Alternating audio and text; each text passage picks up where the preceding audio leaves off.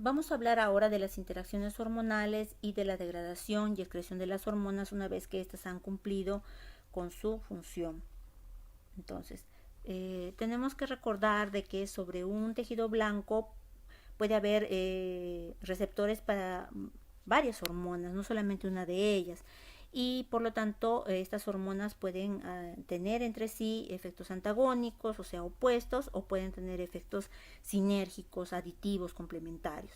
Entonces, un efecto sinérgico vendría a ser cuando dos o más hormonas funcionan juntas para producir un efecto, el cual puede ser aditivo. En este caso, por ejemplo, tenemos a la epinefrina y la norepinefrina, las cuales por separado van a aumentar la frecuencia cardíaca, pero juntas tienen un efecto aditivo, ya que la frecuencia cardíaca se elevaría aún más que si fuera solamente la acción de una sola de las hormonas. Un efecto complementario se puede dar, por ejemplo, en el periodo de lactación, cuando varias de las hormonas, como vienen a ser, por ejemplo, el estrógeno, el cortisol, la prolactina, la oxitocina, van a tener un efecto sinérgico complementario para la producción y eyección de la leche. En cuanto a un efecto permisivo, eso se da cuando la hormona va a aumentar la capacidad de respuesta del órgano blanco para una segunda hormona o incrementa la actividad de la segunda hormona. Un ejemplo de esto viene a ser la acción que ejerce el estrógeno sobre el útero, donde no solamente va a dar lugar a su propia efecto biológico, sino que además incrementa el número de los receptores de progesterona, haciendo que sea más efectiva esta segunda hormona cuando ya tiene influencia sobre el útero. En el caso del efecto antagónico es cuando dos hormonas tienen acciones contrarias entre sí. El ejemplo quizás más característico es el del glucagón y la insulina, que actúan sobre el metabolismo de la glucosa. En líneas generales, la insulina lo que quiere es que se produzca la captación de la glucosa hacia las células, mientras que el glucagón lo que produce es más bien la lisis de los depósitos de glucógeno para que la glucosa salga a la sangre. Antes de hablar de la excreción de las hormonas, vamos a hablar de dos conceptos importantes y que tienen relación con esto, que es el tiempo de vida media y la transformación periférica. Entonces, en el caso de la vida media, estamos hablando del tiempo que se requiere para que la concentración plasmática de una hormona se reduzca a la mitad. Esto puede ser minutos, horas o incluso días, como vemos en el caso de la hormona tiroidea. La relación está dada por en qué actividad está participando la hormona. Si esta hormona tiene que regular procesos agudos que se producen minuto a minuto, como es la regulación de la glucosa sanguínea, entonces su tiempo de vida media también va a ser corto. Pero si está regulando, por ejemplo, el ciclo menstrual, las hormonas que intervengan en esto van a tener un tiempo de vida media un poco más largo. En cuanto a la transformación periférica, algunos autores le dan el nombre de prehormona a aquellas hormonas que son inactivas y que tienen que transformarse para volverse en productos biológicamente activos.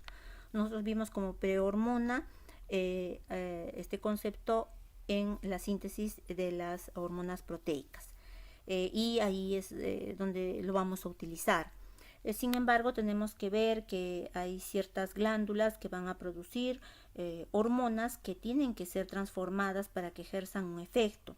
Vemos, por ejemplo, que a nivel de la piel va a comenzar la formación de la vitamina D, la cual tiene que volverse un producto activo a nivel del riñón y del hígado para poder ejercer su efecto. Los testículos van a producir la testosterona, pero esta testosterona tiene que convertirse en algunos casos a dihidrotestosterona porque hay ciertos lugares que requieren de esta hormona y no hace ningún efecto sobre ellos la testosterona. También puede ser que esta se convierta en 17-beta estradiol en pequeñas cantidades en el varón y en una cantidad mayor en las mujeres. En cuanto a la tiroides, produce tanto la T3 como la T4, pero sabemos que la T3 tiene una mayor afinidad por el receptor y también tiene un mejor efecto biológico, por lo tanto la T4 se transforma en T3 y esto se hace en casi todos los tejidos. En relacionado también con el tema que vamos a ver ahora, que es la degradación de la hormona, tenemos que acordarnos de que hay factores que influyen en la cantidad de hormona libre que estábamos hablando hace un momento. En primer lugar va a ser la secreción de la hormona.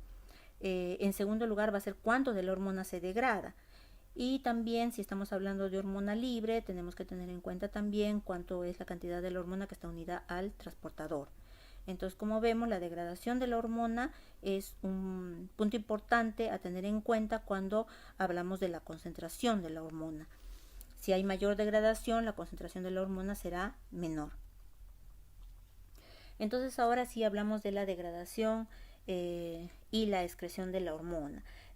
Una vez que ya la hormona ha cumplido su función, entonces tiene que ser eliminada.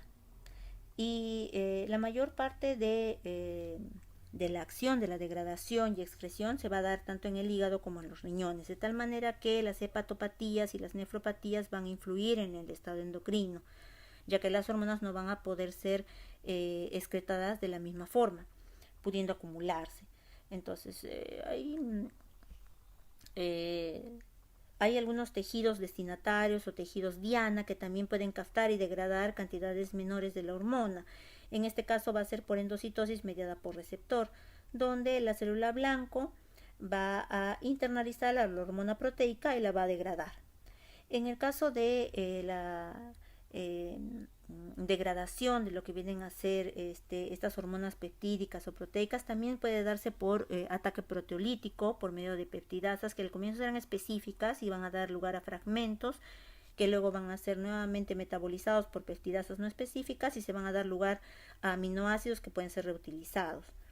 En el caso de las hormonas esteroideas, más bien van a sufrir una serie de reacciones a nivel del hígado, como vienen a ser la reducción, la hidroxilación, la escisión de cadena lateral, la oxidación y la esterificación, o también llamada conjugación, donde los metabolitos se les va a agregar glucuronato y sulfato, haciéndolos más hidrosolubles, con la posibilidad de que esos metabolitos puedan ser eliminados por la vía urinaria. Pequeñas cantidades de esos también pueden ir a la bilis y ser eliminados por las heces. Recordemos que a nivel de la orina también podemos encontrar pequeñas cantidades de la hormona intacta y no solamente los metabolitos. Sin embargo, estas pequeñas cantidades pueden servirnos para hacer pequeñas pruebas de tipo diagnóstico. Es un método no invasivo y de muy fácil utilización.